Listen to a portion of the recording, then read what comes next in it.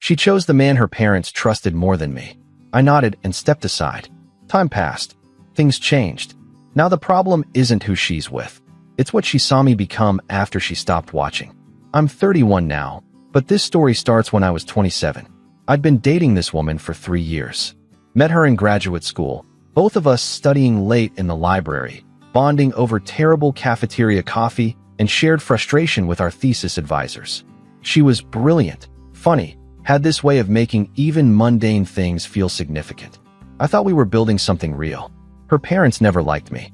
I came from a working-class background, put myself through school with loans and night shifts. Her family was old money, not billionaires, but comfortable enough that struggle was a concept they understood intellectually, not practically. They were polite to my face, cold when I wasn't around. I could feel their judgment every time I walked into their house. The breaking point came during a family dinner in March, 4 years ago. We'd been talking about getting engaged, looking at rings, planning a future. Her father asked to speak with me privately after dinner. We went to his study, all dark wood and leather, the kind of room designed to intimidate. "I want to be direct," he said, not offering me a seat. "You're a decent young man, but you're not what we envisioned for our daughter.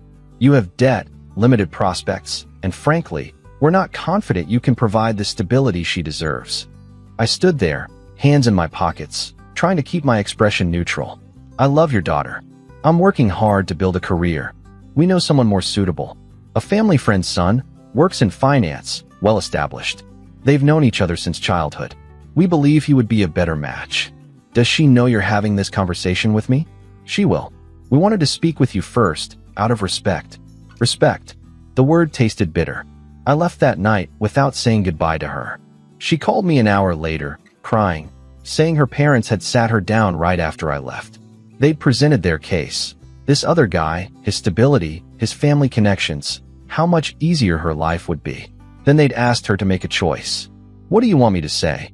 I asked, sitting in my tiny apartment, staring at the wall. "I don't know. This is so hard. They're my parents. They've never steered me wrong before. They're asking you to choose between me and their approval. That's not steering, that's manipulation. They just want what's best for me. And I don't." Silence on the other end. Long, heavy silence that told me everything I needed to know. I think maybe I need to give him a chance. My parents trust him. They've known his family forever. Maybe they see something I don't. I closed my eyes. Felt something in my chest crack clean through. Okay, that's it. What do you want me to do? Beg? Fight for you while you're already halfway out the door? You've made your choice. I'm just acknowledging it. I'm so sorry. I do love you. Don't. Please don't say that. If you loved me enough, this wouldn't be a conversation we're having. I hung up, blocked her number, deleted our photos.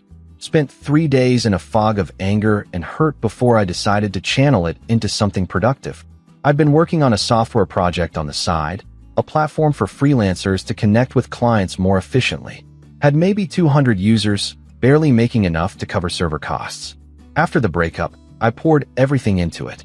Worked 16-hour days, lived on ramen and spite, turned down social invitations because I was too busy coding.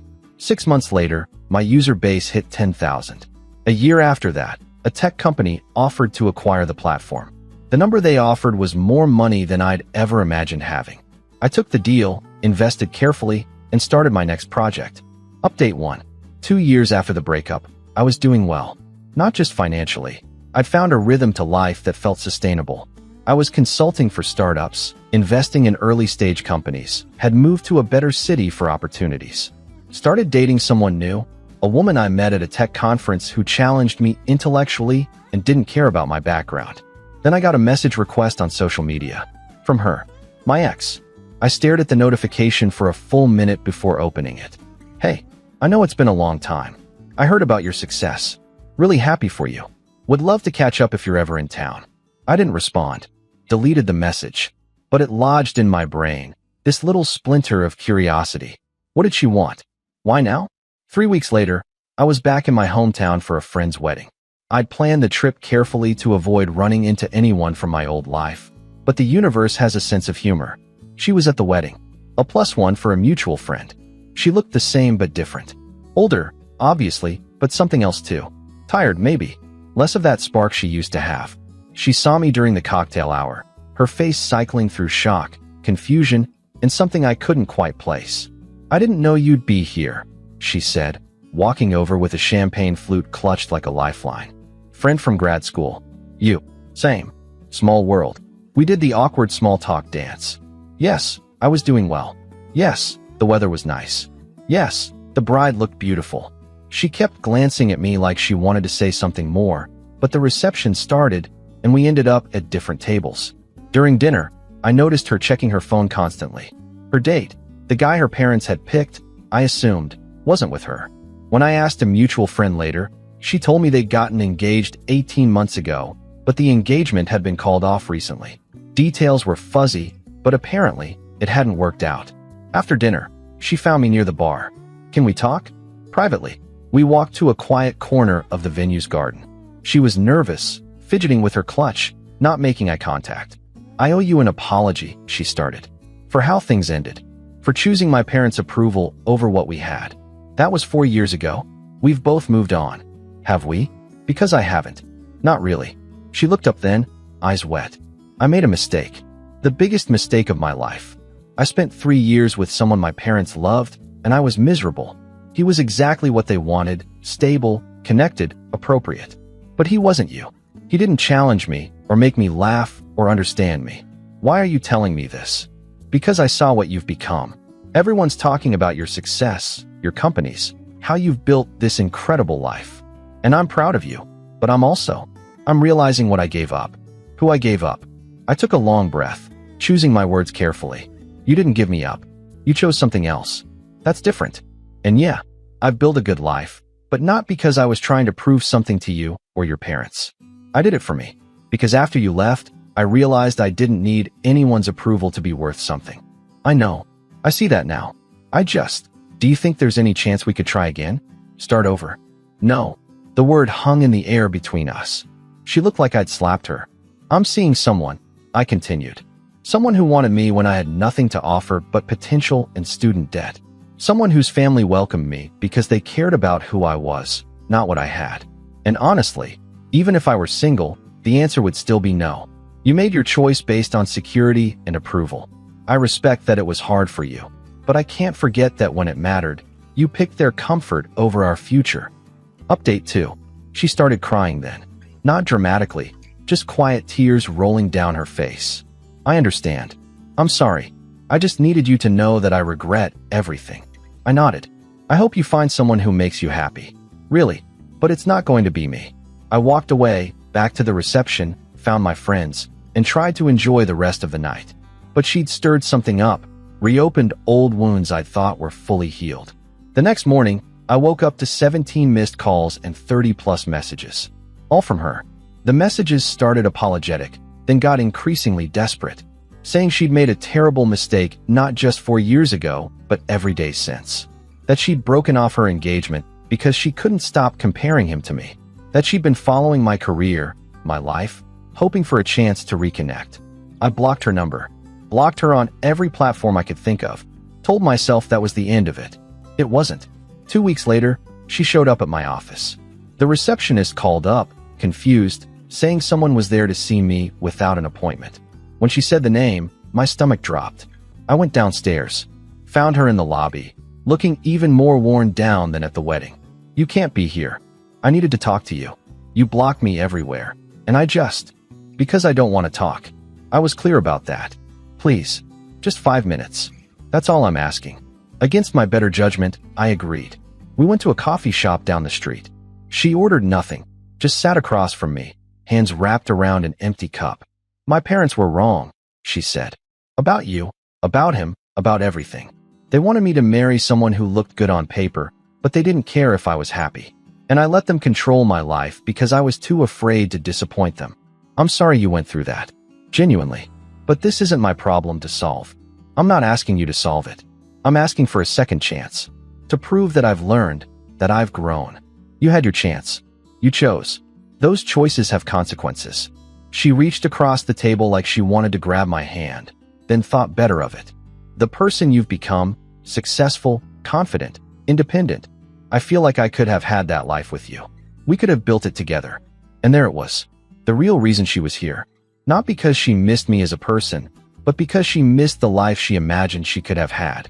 She wasn't in love with me. She was in love with my success, my trajectory, the validation of having chosen correctly. You don't miss me, I said quietly. You miss the idea of what we could have been. But that version of us never existed. The reality is, you broke up with me because I wasn't good enough for your family. Now I'm successful, and suddenly you're interested again. That's not love. That's opportunism. Her face flushed. That's not fair. It's completely fair. If I'd stayed broke, stayed struggling, you wouldn't be here right now. You'd be off trying to fix your broken engagement or finding another guy your parents approve of. But because I built something, suddenly I'm worth a second chance? No thanks. I stood up, dropped a 10 on the table even though we hadn't ordered anything. Don't come to my office again. Don't contact me. Move on with your life. I have. Update 3. She didn't stop. Over the next month, I heard from mutual friends that she was asking about me constantly. Where I lived, if I was serious with my girlfriend, what my plans were. One friend told me she'd posted cryptic things on social media about regret and missed opportunities. Another said she'd been drinking heavily at social events, getting emotional about the one that got away.